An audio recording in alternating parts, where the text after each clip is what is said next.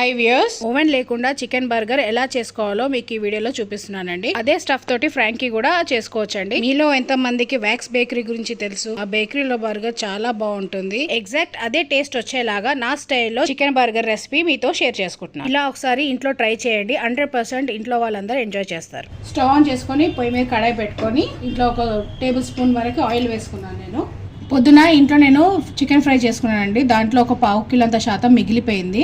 అవన్నీ ఇలా చిన్న ముక్కలుగా కట్ చేసుకొని దీంతో పిల్లల కోసం నేను బర్గర్ చేస్తున్నాను. ఇలా మనం ఫ్రై చేసుకున్న చికెన్ కొద్దిగా మిగిలిపోతే పిల్లలకి ఇలా ఫ్రాంకీ కానీ లేకుంటే బర్గర్ కానీ చేసి పెట్టవచ్చు ఈజీగా. సన్నగా కట్ చేసి పెట్టుకున్న ఉల్లిపాయ ముక్కలు దీంట్లో వేసేసుకోవాలి. ఇది కొంచెం ట్రాన్స్పరెంట్గా అవుతే సరిపోతుందండి, ఎక్కువగా ఫ్రై కావాల్సిన అవసరం లేదు. దీంట్లో ఇప్పుడు పావు టీ స్పూను ధనియాల పొడి, పావు టీ స్పూను జీలకర్ర పొడి, పావు టీ స్పూన్ పెప్పర్ పౌడర్, దీంట్లో 1 టీ స్పూన్ వరకు కారము వేసేసుకొని వెంటనే చికెన్ కూడా వేసేసుకోవాలి. దీంట్లోనే ఇదంతా మిక్స్ చేసుకోవాలండి. ఈ మసాలా అంతా చికెన్కి మంచిగా పట్టాలి. ఇదంతా లో ఫ్లేమ్లోనే చేసుకోవాలి, లేకుంటే వేసుకున్న మసాలా అంతా మాడిపోతుంది. దీంట్లో ఇప్పుడు ఒక 2 గంటల పెరుగు వేసుకోవాలి. ఎందుకంటే పొద్దున వండుకున్న చికెన్ కదండి, ఇది గట్టిగా అయిపోతుంది. ముక్క కొంచెం సాఫ్ట్ కావడానికి దీంట్లో మనం పెరుగు వేసుకోవాలి.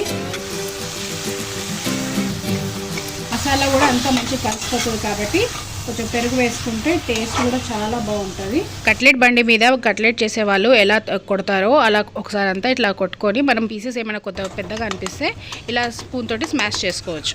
పెరుగు వేసుకోగానే దాంట్లో వేసుకున్న మసాలా స్మెల్ అంతా ఎంత బాగా వస్తుందో. మంచిగా మెత్తగా అయింది కదా. దీంట్లో ఇప్పుడు కొంచెం టమాటా సాస్ వేసుకోవాలి. దీంట్లో మయోనీస్ వేసుకోవాలి.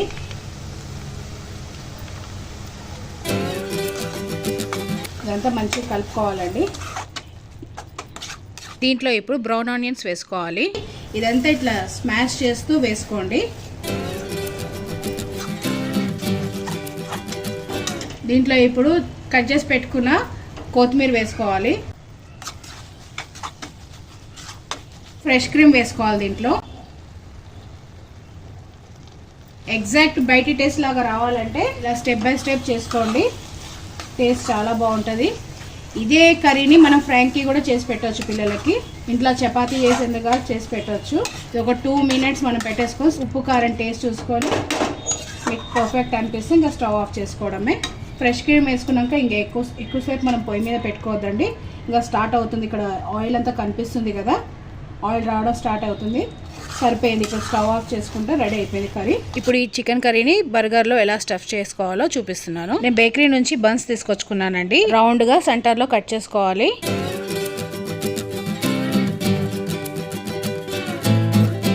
కట్ చేసుకున్న బన్ని ఒక ప్లేట్లో పెట్టుకొని బర్గర్ కోసం రెడీ చేసుకున్న చికెన్ కర్రీని ఈ బన్లో స్టఫ్ చేసుకుందాము. ఎంత సరిపోతుందో అంత స్ప్రెడ్ చేయండి. నాకైతే ఇక్కడ 2 టేబుల్ స్పూన్ అంతా సరిపోయింది. దీనిపైన ఉల్లిపాయ ముక్కలు, దీనిపైన ఆనియన్స్ పెట్టుకొని ఇప్పుడు టమాటా ముక్కలు పెట్టుకోవాలి. ఇప్పుడు దీనిపైన ఫ్రెష్ క్రీము, దీని మీద కొంచెం కట్ చేసి పెట్టుకున్న కొత్తిమీర వేసుకోవాలి. ఇప్పుడు ఇది పైన మనం కట్ చేసి పెట్టుకున్నాం కదా, క్లోజ్ చేసేసి ఈ బర్గర్ ఓవెన్లో వేడి చేసుకోవచ్చు. ఓవెన్ లేని వాళ్ళు ప్యాన్లో ఎలా చేసుకోవాలో ఇక్కడ నేను చూపిస్తున్నాను. స్టవ్ ఆన్ చేసుకొని స్టవ్ పైన ప్యాన్ పెట్టుకొని దాంట్లో ఒక పావు టీ స్పూన్ బటర్ వేసుకోవాలి. బటర్ వేసుకొని మొత్తం స్ప్రెడ్ చేసుకోండి. స్ప్రెడ్ చేసుకున్న బటర్ కొంచెం మెల్ట్ అయ్యాక మనం రెడీ చేసి పెట్టుకున్న బర్గర్ని దానిపైన పెట్టుకొని వేడి చేసుకోవాలండి. లిడ్ పెట్టి ఒక 2 మినిట్స్ బేకరీలో ఎట్లా వాళ్ళు ఓవెన్లో పెడతారో అలా పెట్టి వేడి చేసుకోవాలి. చూడండి మంచిగా వేడి అవుతుంది కదా, మంచి స్మెల్ వస్తుంది. అందరి ఇంట్లో ఇట్లా పాపడాలు వేయించే చిమ్టా ఉంటుంది కదండి, కొంచెం దాన్ని స్ట్రెచ్ చేయండి. చేస్తే ఇది మనం పెట్టుకోవడానికి వస్తుంది. దీనికి పట్టుకోవడానికి కొంచెం లిఫ్ట్ చేస్తే డైరెక్షన్ చేంజ్ చేసుకోవచ్చు బర్గర్ది ఈజీగా. దీంతోపాటు ఒక స్పూన్ కూడా హెల్ప్ తీసుకోండి. జస్ట్ ఇట్లా రొటేట్ చేయండి, ఆ వైపు కూడా వేగిపోతుంది. మళ్ళీ ఒక 2 మినిట్స్ నెక్స్ట్ సైడ్ కూడా వేడి చేసుకుంటే మంచిగా ఆల్రెడీ కర్రీ వేడిగా ఉంది. ఈ బన్స్ కూడా మంచిగా 2 మినిట్స్ వేడైపోతే మన పర్ఫెక్ట్గా ఓవెన్లో ఎలా వేడవుతుందో అలా అవుతుంది. ఇటు సైడ్ కూడా మంచిగా వేడైంది. కొంచెం లిఫ్ట్ చేయండి అంతే దీన్ని. అండ్ ఒక స్పూన్ తోటి ఈ ప్లేట్లో తీసుకుంటున్నాను. ఈ ఒక్క బర్గర్ తింటే టమ్మీ ఫుల్ అయిపోతుందండి. చూడండి వేడిగా బర్గర్ రెడీ అయిపోయింది. మీకు కావాలంటే ఓపెన్ చేసి కూడా చూపిస్తాను. ఎంత బాగుందో, లోపల కర్రీ స్టఫ్ అంత ఎంత బాగా వచ్చింది, ఎంత రిచ్గా ఉంది ఈ బర్గరు. చాలా టేస్ట్ ఉంటుంది. ఒక్కసారి చేసుకుంటే మీరు మళ్ళీ మళ్ళీ చేసుకుంటారు. మీరు ఎవరికైనా చేసి పెడితే వాళ్ళు మిమ్మల్ని చేయమంటారు. పిల్లలకు కానీ పెద్దలకు కానీ ఈ బర్గర్ తింటుంటే లోపల ఉన్న స్టఫ్ విడిపోతుంది కదండి, అట్లా విడిపోకుండా మధ్యన టూత్ పిక్ కుచ్చేస్తే ఈ మనం తినే వరకు లోపల స్టఫ్ బయటికి రాకుండా నీట్గా ఉంటుంది. ఒక టిష్యూ పేపర్ కూడా పెడుతున్నాను. అలాగే గ్లాస్లో మనం కూల్ డ్రింక్ వేసిస్తే పిల్లలకి బయట తిన్న ఫీలింగ్ కలుగుతుంది. అలాగే కొంచెం పిల్లల కోసం చేస్తున్నాం కాబట్టి చిప్స్ వేసిస్తే వాళ్ళు బాగా ఎంజాయ్ చేస్తారు. బర్గర్ కోసం చేసిన కర్రీ ఉంది కదండి, దీంతో ఇప్పుడు నేను ఫ్రాంకీ ఎలా చేసుకోవాలో మీకు చూపిస్తున్నాను. నేనైతే బయటకి తెచ్చుకున్న రెడీమేడ్ పరాటా తోటి ఫ్రాంకీ చేస్తున్నానండి. మీరు కావాలంటే చపాతీ తోటి కూడా చేసుకోవచ్చండి, సేమ్ టేస్ట్ ఉంటుంది. ఈ కోసుకున్న ఉల్లిపాయ ముక్కల్లో కొంచెం కొత్తిమీర వేసుకొని మనం ఇట్లా విడిపోయేటట్టుగా కొంచెం కలుపుకోవాలండి. అని ఇట్లా విడదీసుకోవాలంతా. ఇవన్నీ అటాచ్ అయి ఉంటాయి కదా. బర్గర్ చేసుకున్న ప్యాన్లోనే కొంచెం బటర్ వేసుకొని ఈ పరాటా కాల్చుకుంటున్నానండి. దీంట్లోనే మంచిగా రోస్ట్ కావాలండి ఇది. ఈ ఫ్రాంకీ మనం ఇట్లా పరాటాస్ తోటనే చేసుకోవచ్చు, ఇంట్లో చేసిన చపాతీతోనే చేసుకోవచ్చు, రుమాలి రోటీ ఏ రోటీస్ తోటైనా మనం ఫ్రాంకీ చేసుకోవచ్చు అండి. నేను ఇప్పుడు బయట నుంచి తెచ్చుకున్నాను కాబట్టి ఇవి రెడీగా ఉండే. ఇంట్లో బర్గర్ చేసిన తర్వాత కర్రీ మిగిలిపోతే పిల్లలకి నేను ఫ్రాంకీ చేసేస్తున్నాను. మంచిగా వేగిపోయిందండి పరాటా. నేను బయటకు తీసేసుకుంటున్నాను, ప్లేట్లో వేసేసుకుంటున్నాను. 4 మెంబర్స్ కోసం చేస్తున్నానండి ఫ్రాంకీ. సో దానికోసమని 1/2 టీ స్పూన్ సాల్ట్, అట్లాగే 4 ఎగ్స్,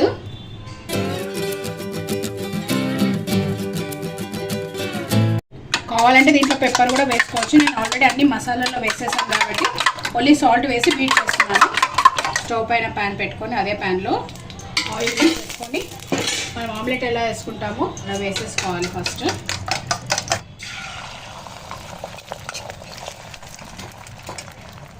ఎగ్ వేసేసుకున్నాం కదా ప్యాన్లో, దీనిపైన ఈ పరాటాని పెట్టేసేసి పెట్టేసేయాలి. ఇంకా స్టిక్ అయిపోతుంది వన్ సైడ్లో పెట్టేసుకుంటే. లో ఫ్లేమ్లో కుక్ చేసుకోవాలి,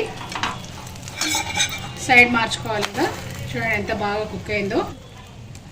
2 సైడ్స్ వేయించుకున్నాం కదా, ఇప్పుడు మనం తీసేసుకోవాలి ప్యాన్ నుంచి ప్లేట్లోకి. ఇప్పుడు ఈ కర్రీని ఈ చపాతీ పైన వేసుకోవాలి. దీనిపైన ఇప్పుడు కట్ చేసి పెట్టుకున్న కొత్తిమీర వేసి కలుపుకున్నాం కదండి, ఆనియన్స్ వేసేసుకోవాలి. దీంట్లో ఇప్పుడు ఫ్రెష్ క్రీమ్ వేస్తున్నాను. మీకు కావాలంటే మైనీస్ కూడా వేసుకోవచ్చు. ఆల్రెడీ కర్రీలో నేను మైనీస్ ఫ్రెష్ క్రీమ్ అన్నీ వేసాను కాబట్టి జస్ట్ ఫ్రెష్ క్రీమ్ వేసుకొని ఇప్పుడు 2 సైడ్స్ పరాటాని ఫోల్డ్ చేసుకోవాలండి. ఫ్రాంకీ క్లోజ్ చేయని రాని వాళ్ళు ఇలా టూత్పిక్ పెట్టేసుకొని క్లోజ్ చేయండి. ఆ తర్వాత ఈజీగా మనం తీసుకొని టిష్యూలో పెట్టేసి పిల్లలకి కానీ పెద్దలకు కానీ ఇలా రొటేట్ చేసి మళ్ళీ టూత్పిక్ తీసేయండి. చూడండి ఎంత బాగుందో, క్రీమీగా జ్యూసీగా చికెన్ ఫ్రాంకీ. ఒకసారి బర్గర్ కర్రీ వేసుకుంటే అన్నిటికీ వచ్చేస్తుంది మనకి.